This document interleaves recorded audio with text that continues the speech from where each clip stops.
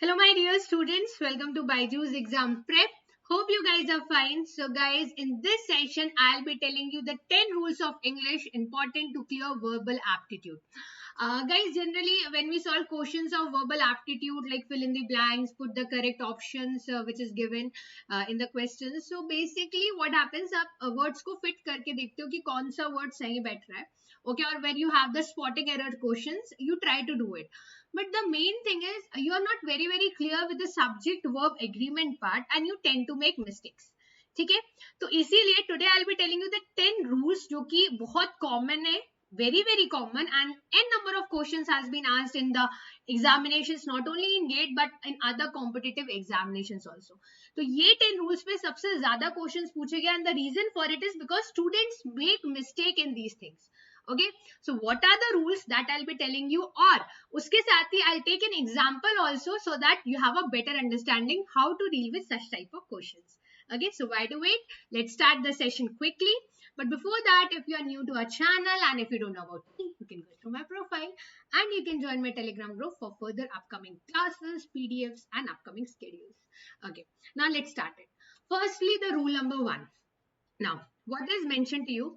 If two subjects are there, okay, two different subjects are there and they are joined with words like along with, in addition to, besides, as well as, no less than, nothing, unlike. So if two subjects are joined by such words, then the verb will agree with the first subject. This is a very important rule. Okay, so if you have two different subjects and in between you have words like along with, in addition to, besides, then it will agree to the first subject. Now let's check it out. In this question, they along with their instructor, okay, so they along with is being added, instructor is going to visit Bhutan. So here you have actually two subjects, one is they and one is the instructor. Okay, so when you have two subjects and it is joined with along with, besides, in addition to, the verb will agree with the first subject. What is the first subject? First subject is they. They क्या है? They is plural. So is going नहीं होगा. It will be are going to visit Bhutan. Why? क्योंकि आप बोलोगे, you will say actually, ma'am, their instructor is singular, so it should be is going, which is wrong. Why? Because since the two subjects are joined with along with, the verb will agree with the first subject and first subject is they. So they is a plural, so it should be are going. Got the logic? So you have mistake in the C part. So that's been written. Okay, so plural form of the verb are should be used as compared to the singular form. What I have told, it is mentioned for you guys. Now, moving towards the second important rule. See, there are some collective nouns when you talk it about. It can take a singular verb also and it can take a plural verb depending upon the context in which it is being used. Like if you talk about audience, obviously there are a lot of people in that, but audience, you take it collectively as one. You are taking it as singular. So if that collective noun is there to represent a whole thing, okay, you will consider it as a singular. So, right, example, the audience was cheering the performer. You will not say the audience were cheering the performer. Why?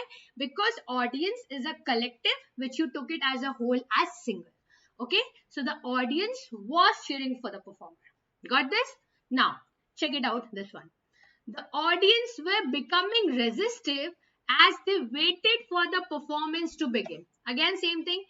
Audience, obviously large number of people clubbed up will make the audience, but you are taking collectively as a singular thing. So the audience was becoming resistive. Got the logic? Okay, so this is the second rule. Now, see, number of questions you do with these things, automatically these things will come into practice. So you don't have to mug it up, you just have to keep it in your mind. That's it. Okay, now, so that's what I've told you, it has been mentioned here. Now, third thing, an important thing. So now when the compound subject is there, when two subjects are there and you're like here it is students and their teachers, okay, but when I talk about any compound subjects, let's not talk about it here, that I'll tell you. So when the compound subject is joined by or, this is very important, it has been asked in many examinations, let me tell you. So compound subjects, you join it by or, nor, either, or. If you join it in this and one count of the compound subject is singular and the other part is plural. The verb needs to agree with the part closest to it. This is very, very important. Trust me, guys. Very important. Now check it out, this question. Neither students nor their teacher. Here you have two subjects. One is, firstly, it is joined by neither and nor.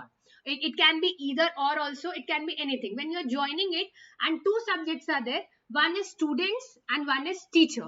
Okay. The verb will agree to the subject which is close. Close is which one? Teacher. Teacher is what? Singular.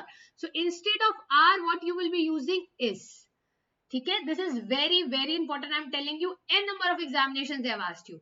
So neither students nor their teacher. If opposite would have been there, neither teacher nor students, अगर ऐसा होता, then are participating आता. So the verb will be the one which is close to the, ये देखो मैंने आपको mention में किया है. So the compound subject and one part is singular. The verb needs to agree with the part closest to it. Verb के पास में closest में कौन था? Teacher. Teacher is what? Singular. So you will use a singular verb. Got it? Now coming next, तो ये mention कर दिया. Rule number 4. Certain nouns जो कि होते singular है but वो represent प्लूरलिटी को करते हैं, प्लूरल होते हैं बेसिकली. ठीक है, तो उनके लिए प्लूरल वर्ब्स लेने पड़ते हैं, जैसे people, police, cattle, clergy, peasantry. आपको लग रहा है कि ये सिंगुलर है because you don't say peoples. ठीक है, जनरली आप नहीं बोलते हो ये. ठीक है, आप जैसे चाइल्ड बोलते हो आप चिल्ड्रन बोलते हो. ठीक है, ऐसे पीपल्स नहीं बोलते आप पीपल बोलते हो. पुलिसेस नहीं बोलते आप पुलिस बोलते हो. ओके, अगर if one police is coming, if 10 police is coming, इसे police is coming. Okay, so although वो सिंगुलर हो सकते हैं, सिंगुलर फॉर्म में है, but it will represent plural verb in a sentence. Okay, now people has lost patience with the slow pace of reform. लोगों का भरोसा उठ गया जितनी स्लो रेट से चेंजेस हो रहे हैं, रिफॉर्मेशंस हो रहे हैं. पीपल क्या हुआ? प्लूरल है. देख आपको सिंगुलर रहा है बट है क्या वो? प्लूरल है. So instead of has what will be used? Have. People have lost patience because it is plural. Got it? So you will use have. Next, ये बहुत इंपॉर्टेंट है. Generally when you do spoken English also you tend to make mistake.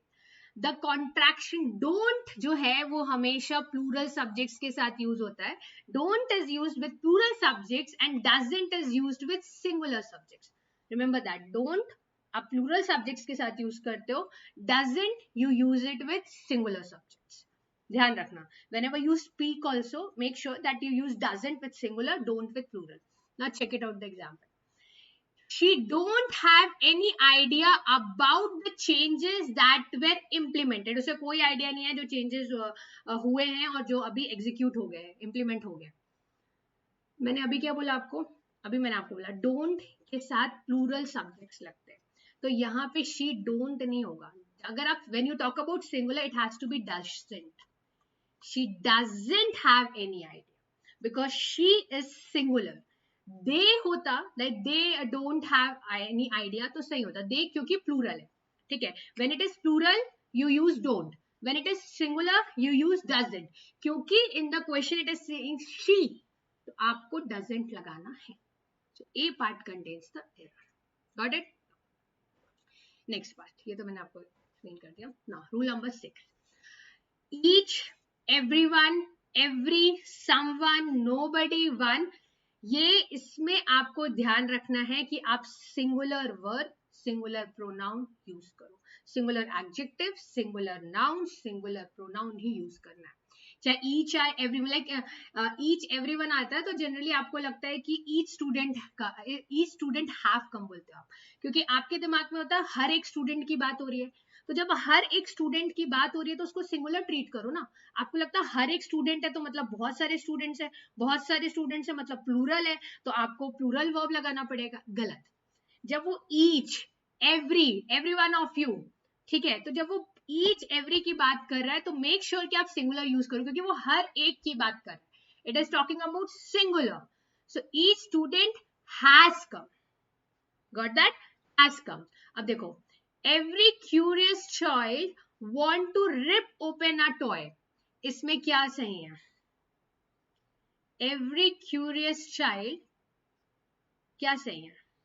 देखो मैंने mention कर दिया, each जब use किया गया है, जब ईच यूज किया गया है तो आपको क्या लगाना पड़ेगा? सिंगुलर वर्ब यूज करना पड़ेगा। वर्ब क्या है यहाँ पे? वांट, तो वांट्स होगा। वो सिंपल प्रेजेंट टेंस का पढ़ा होगा ना, वांट्स होगा, क्योंकि हम हर एक की बात कर रहे हैं। तो यहाँ पे singular, every curious child wants to rip open a toy. Okay, singular verb use करोगे। नाउ नेक्स्ट क्वेश्चन, तो यहाँ पर तो इसमें यूज कर दिया था और ये चीज यहाँ पर भी यूज हो जाएगी। चलो ये चीज, ये जो मैंने आपको बताया ये तो 6th का था ही। अब इसी से रिलेटेड एक 7th भी आपका, जो ईच एवरीवन है, ये तो नोबडी, आई गेस ये सेम ही सेम ले लिया है क्या? ओके नहीं, इसमें एक चीज और है कि ईच तो यहाँ पर आपने सिंगुलर, यहाँ पर एवरी वाला यूज किया था, यहाँ पर आपने ईच कर लिया, बट है वही चीज कि सिंगुलर यूज किया जाता है। देख लो, each of the students in the computer class have to type their own research paper this semester. तो पिछले वाले में जैसे मैंने बोला था कि ईच रहे, एवरी रहे, एवरीवन, समवन, नोबडी, कुछ भी रहे, सिंगुलर वर्ब लगेगा। तो एक ईच का बता दिया था, एक एवरी का बता दिया था, एक ईच का बता दिया, तो क्या लिखोगे यहाँ पे? Each of the students in the computer class has to type. अब आप बोलोगे मैम स्टूडेंट्स लिखा है, पर आप ईच को देखो ना, ईच, एवरी, एवरीवन, कुछ भी लिखा हो तो वो हैज होगा। जैसे इस वाले में आप देखोगे तो वो वांट्स होगा, वर्ब जो है वो सिंगुलर होगा, because it is taken as a singular in nature. ठीक है, चलो नेक्स्ट, ये इंपॉर्टेंट रूल है। अगर मोर देन वन लिखा हुआ आपको मिलता है क्वेश्चन में, तो दो चीजें हो सकती है। मोर देन वन के साथ आप एक सिंगुलर नाउन यूज करोगे एंड सिंगुलर वर्ब। अगर सिर्फ मोर है तो आप प्लूरल नाउन यूज करोगे, देन आप वन यूज करोगे और देन वर्ब प्लूरल यूज करोगे। अब ये समझने के पॉइंट ऑफ व्यू से बहुत कंफ्यूजिंग लगता है, let's talk it about. More than one were killed in the मैसाकर। More than one ये लिखा है। अब आप देखो, पहले मोर मैन देन वन लिखा है, तो मोर मैन देन वन को इससे बेटर है ना कि आप मैन लिखो ना instead of man. More man than one क्या होता है? आप MEN मैन लिखो। समझ में आ रहा है कि प्लूरल की बात हो रही है, it is talking about plural. ठीक है, तो पहले तो बोल दिया कि मैन लिखो। फिर सेकेंड सेंटेंस में आप देख रहे हो, सेकेंड स्ट्रक्चर अगर आप देख रहे हो, more man than one were killed in the massacre. Second structure की मैं बात करूं तो more man than one were killed in the massacre। तो आपको बस एक चीज इसमें याद रखनी है, और वो चीज ये याद रखनी है कि जब आप सेकेंड स्ट्रक्चर की बात करो, तो यहाँ पे मोर आया था, ठीक है, मोर। अब यहाँ पे नाउन, आप नाउन क्या था आपका? मैन आपका नाउन था, तो आप प्लूरल नाउन लो। प्लूरल नाउन क्या हो जाएगा? मैन की जगह आप क्या करोगे? इसको मैन। ठीक है, फिर दैन वन, वैसी का वैसी लिखा है, दैन वन, और ये प्लूरल में ही है। तो चेकआउट करो, ये मोर देन वन अगर होता तो सिर्फ नाउन भी सिंगुलर होता, वर्ब भी। देखो दोनों सेम दिख रहा है, बट दोनों में डिफरेंस है। More than one noun verb, ठीक है। तो अगर मोर देन वन एक साथ लिखा हुआ मिलता और बीच में कोई नाउन नहीं होता, तो उसके बाद जो नाउन लगेगा वो सिंगुलर होगा, उसके बाद जो वर्ब लगेगा वो सिंगुलर होगा। बट अगर क्वेश्चन में मोर के बाद एक नाउन है फिर देन वन है, तो वो जो नाउन है वो प्लूरल होना चाहिए, जो कि आप इस क्वेश्चन में देख रहे हो। मोर के बाद एक नाउन है फिर देन वन लिखा है, ठीक है। तो क्योंकि जो नाउन है उसको प्लूरल होना चाहिए, क्वेश्चन में क्या दिया? सिंगुलर दिया है, मतलब इस पार्ट में एरर है।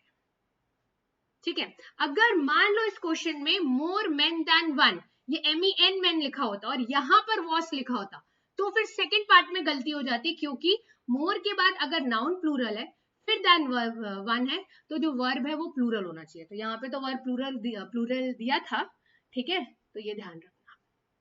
Got this? इंपॉर्टेंट। चलो नेक्स्ट क्वेश्चन, जो आपके इनडेफिनेट प्रोनाउंस होते हैं like anyone, everyone, someone, known, nobody, ये हमेशा सिंगुलर होते हैं, हमेशा। जैसे मैंने बोला ना, ईच, एवरीवन हमेशा सिंगुलर होते हैं, ठीक है। तो यहाँ पर भी नो वन, नोबडी, ऑलवेज, ये सब भी सिंगुलर होते हैं। तो जैसे no one are interested in the game कभी नहीं होगा, नो वन इज होगा, नोबडी इज होगा, ठीक है, समवन इज होगा, एवरीवन इज होगा। तो ईच, एवरी का तो बताया था, अब नोबडी, नो वन का भी आप सुन लो, ठीक है।